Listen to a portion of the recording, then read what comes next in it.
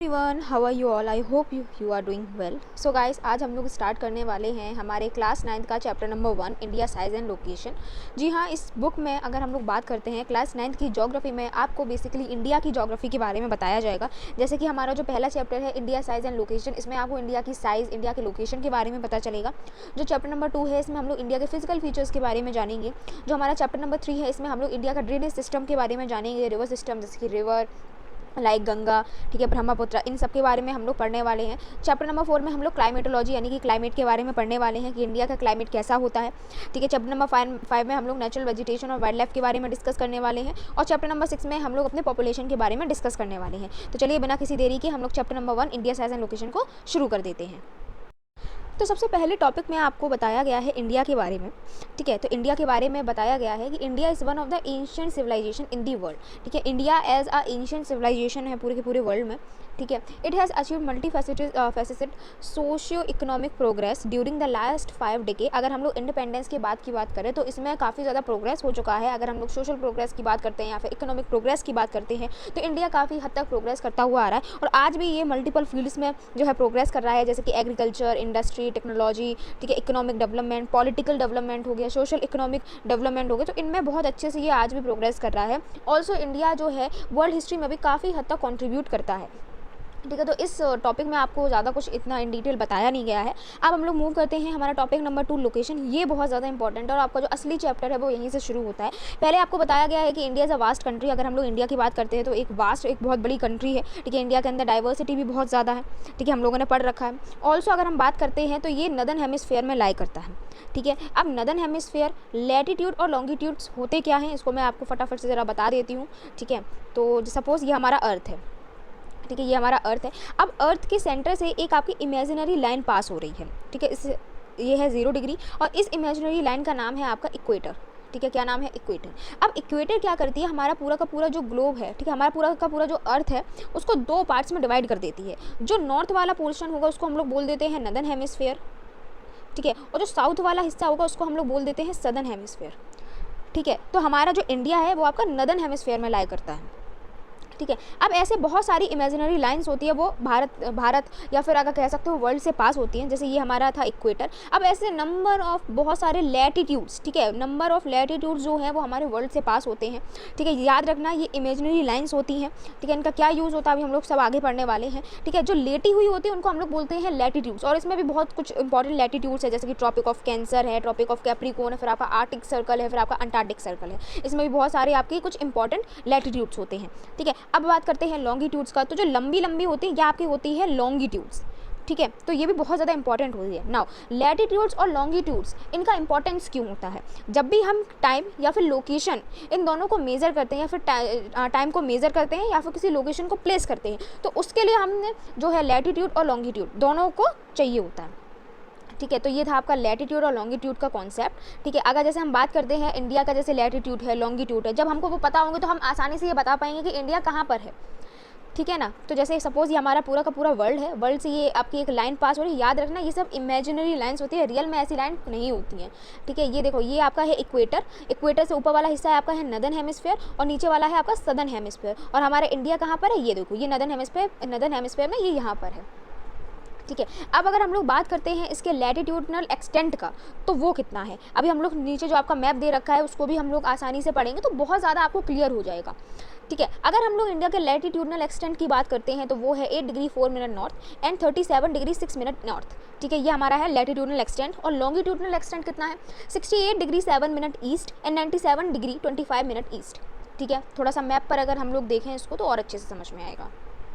ठीक है, ये आपका है मैप। तो मैंने आपको बताया कि लैटिट्यूडनल एक्सटेंट आपका कितना है, ये। ठीक है, ये है हमारा लैटिट्यूडनल एक्सटेंट और लॉन्गिट्यूडनल एक्सटेंट है आपका ये। ठीक है, तो जब हमको ये दोनों चीज़ें पता होंगी, लैटिट्यूडनल और लॉन्गिट्यूडनल एक्सटेंट जब हमको पता होगा तो हम किसी भी जगह को मार्क कर सकते हैं, उसकी एग्जैक्ट लोकेशन को फाइंड आउट कर सकते हैं। ऑल्सो अगर लॉन्गिट्यूड की हम लोग बात करते हैं तो इसका हम लोग टाइम में भी यूज़ करते हैं। ठीक है, तो दोनों जो है वो बहुत ज़्यादा इंपॉर्टेंट होती हैं। ठीक है, इसके अलावा अगर हम बात करते हैं, मैंने आपको बताया था कि कुछ लैटिट्यूड बहुत ज़्यादा इंपॉर्टेंट होती है, जैसे कि tropic of cancer, tropic of capricorn, arctic circle, antarctic circle. ठीक है, ऐसे बहुत ये जो लैटिट्यूड होते हैं बहुत ज़्यादा इंपॉर्टेंट होते हैं। ऐसे ही एक लैटिट्यूड जो है ये इंडिया से पास होता है और हमारे इंडिया को 2 हिस्से में डिवाइड कर देता है, इसको बोला जाता है ट्रॉपिक ऑफ कैंसर। ठीक है, ट्रॉपिक ऑफ कैंसर जो कि हमारे इंडिया को 2 पार्ट्स में डिवाइड कर देता है।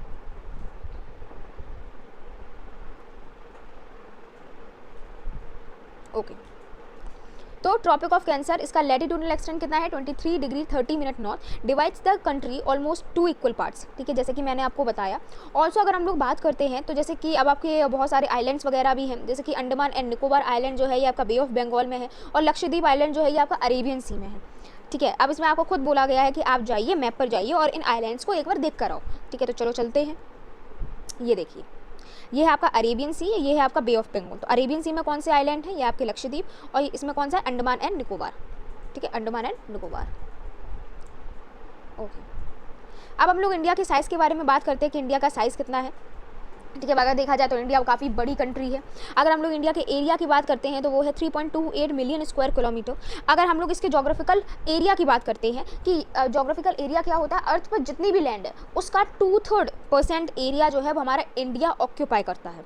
ठीक है, हमारे पूरी के पूरे अर्थ में जितना भी ज़मीन इलाका है, जितना भी लैंड एरिया है, उसमें से इंडिया कितना कॉन्स्टिट्यूट करता है, वो है आपका, हाँ, वो है आपका कितना है 2.4%। ठीक है,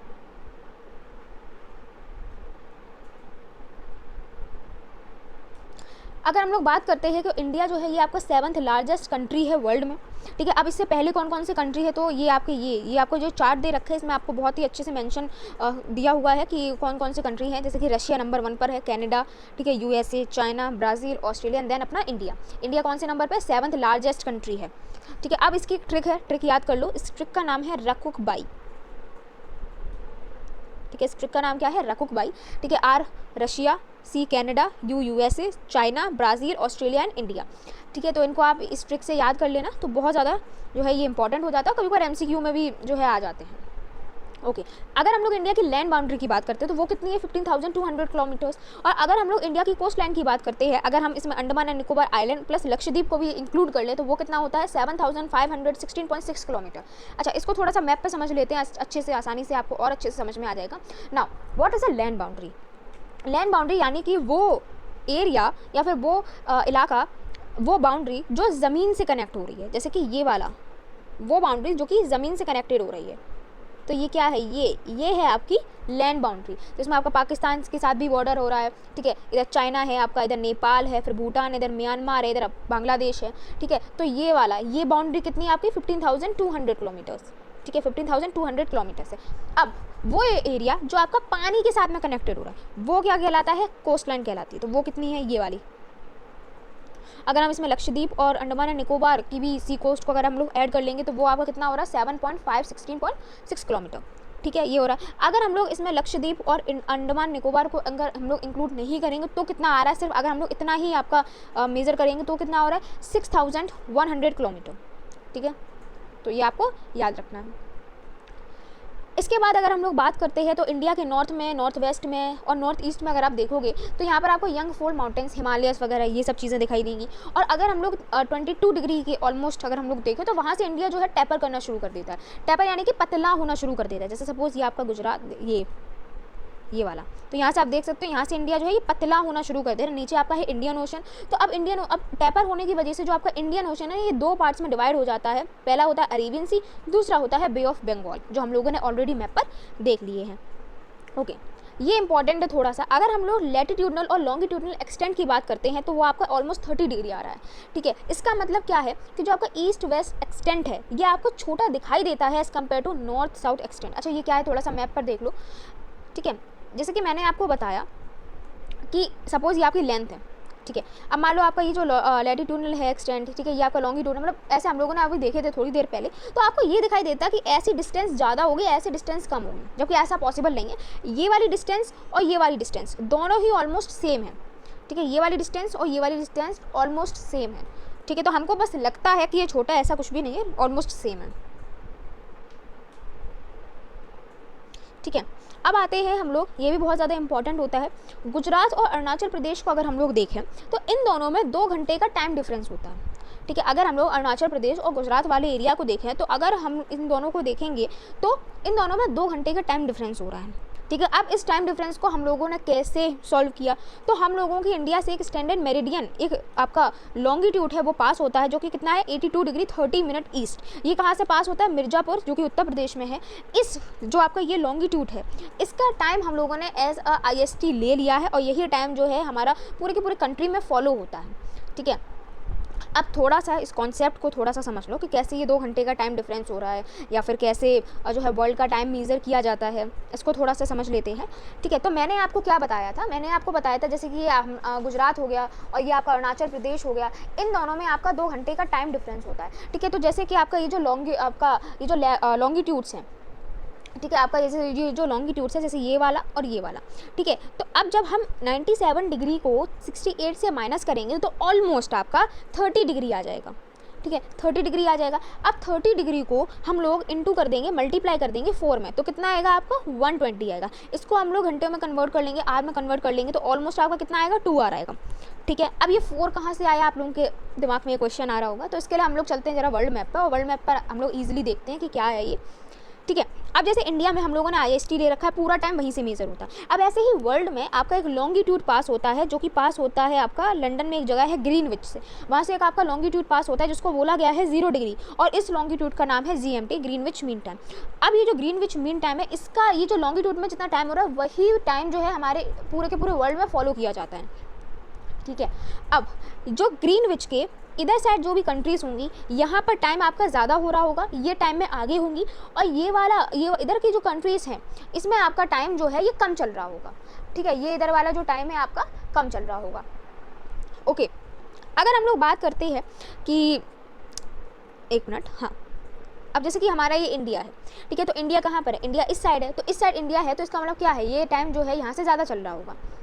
ठीक है। तो इस वजह से अब कितना जो है हमारा ये जैसे ये लॉन्गिट्यूड है, तो इंडिया जो है कितने घंटे ग्रीनविच से आगे चल रही होगी, तो वो है आपका 5 आवर और 30 मिनट्स।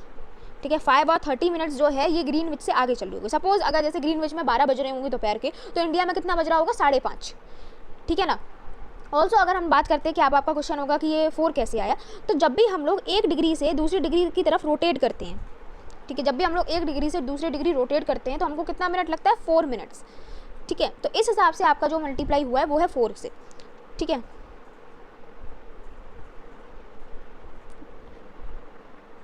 ठीक है। तो हम लोगों ने कैसे वो चीज़ सॉल्व की थी, तो हम लोगों ने क्या किया था, स्टैंडर्ड मेरिडियन टाइम जो कि हमारा 82 डिग्री 30 मिनट ईस्ट है, वहाँ से हम लोगों ने जो है उस मेरिडियन को लिया, और फिर हम लोगों ने उसको जो है IST मान लिया, यानी कि वहाँ पर जो टाइम हो रहा होगा वो पूरे के पूरे हमारी कंट्री में फॉलो किया जाएगा। ओके। अब हम लोग आते हैं इंडिया एंड द वर्ल्ड, कि इंडिया और वर्ल्ड में कैसा क्या रिलेशन है, ये सारी चीज़ें अब हम लोग डिस्कस करने वाले हैं। इंडिया और वर्ल्ड की अगर हम लोग बात करते हैं, तो इंडिया जो है अगर हम लोग एशियन कॉन्टिनेंट देखें तो उसके साउथ वर्ड है। ठीक है। साउथ में है हमारा इंडिया। उसके बाद अगर हम लोग बात करते हैं जो ट्रांस इंडियन ओशन रूट है, ठीक है, ये यूरोप को ईस्ट एशिया से कनेक्ट करता है। ठीक है। इसके अलावा हम लोग बात करते हैं जो डेक्कन पेनिनसुला जो है हमारा, जो कि इंडियन ओशन में जो हमारा डेक्कन पेनिनसुला है। अब इससे क्या होता है कि जो हमारा इंडिया है वो वेस्ट एशिया, अफ्रीका, यूरोप, इनसे भी काफ़ी हद तक जो है कॉन्टैक्ट इस्टेब्लिश कर रहा है। ठीक है। साउथ ईस्ट हो गया या फिर ईस्ट एशिया हो गया, इन सारी कंट्री से हम लोग कनेक्टेड है। ठीक है। अब हम लोगों ने देखा था कि साउथ में हमारा इंडियन ओशन है। अच्छा, आपने कभी ये सोचा कि इंडियन ओशन का नाम इंडियन ओशन क्यों पड़ा? क्योंकि किसी ऐसी कंट्री, यानी कि कोई भी ऐसी कंट्री नहीं है जिसकी आधी से ज़्यादा कोस्ट लाइन जो है वो किसी वाटर बॉडी में है। ठीक है। इस वजह से इस ओशन का नाम जो है हमारा इंडियन ओशन पड़ा, क्योंकि इंडिया में जो आपकी कोस्ट लाइन हम लोगों ने देखी थी वो आधे से ज़्यादा तो पानी में ही है, वाटर बॉडी में ही है, तो इस वजह से इस ओशन का नाम जो है इंडियन ओशन पड़ा। ठीक है।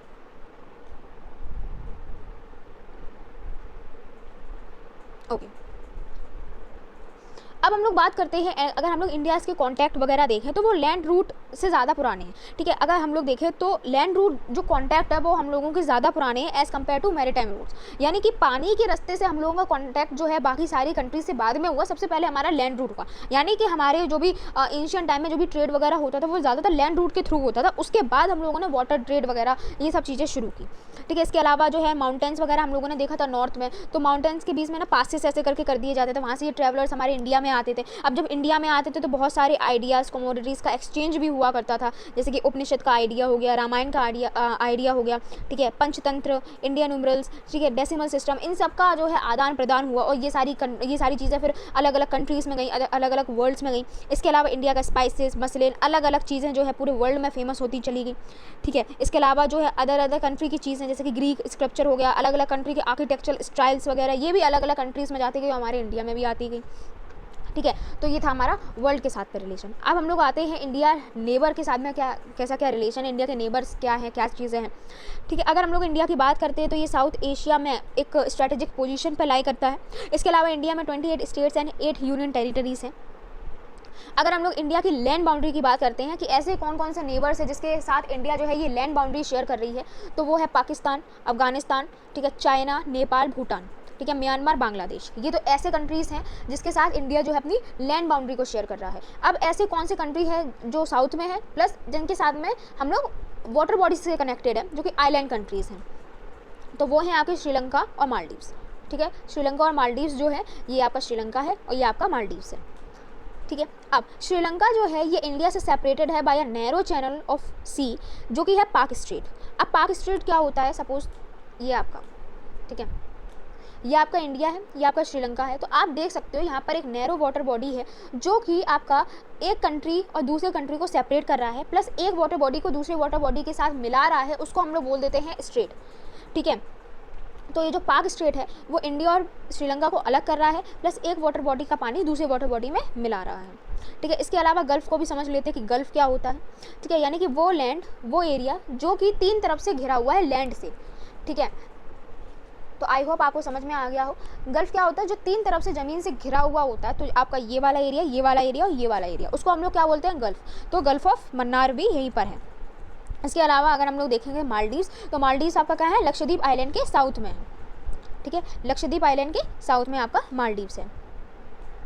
इसके अलावा हम लोगों ने देख लिया है India as a strong geographical and historical links with neighbour, ठीक है। अभी आप पढ़ोगे, उसके बाद जब आप बड़ी क्लासेस में आ जाओगे तो और इसके बारे में इन डिटेल जानोगे कि कैसा क्या नेबर्स के साथ में रिलेशन है, ठीक है, हिस्टोरिकल लिंक्स हमारे इन कंट्रीज़ के साथ में क्या क्या रहे हैं, ठीक है। तो विद दिस आपका ये जो चैप्टर नंबर 1 है इंडिया साइज एंड लोकेशन, उसको मैंने कवर कर दिया है। आई होप आज का लेक्चर आपको अच्छा लगा हो तो हमारे चैनल को सब्सक्राइब कर लीजिएगा और वीडियो को लाइक करना बिल्कुल भी मत भूलिएगा। तब तक के लिए थैंक यू।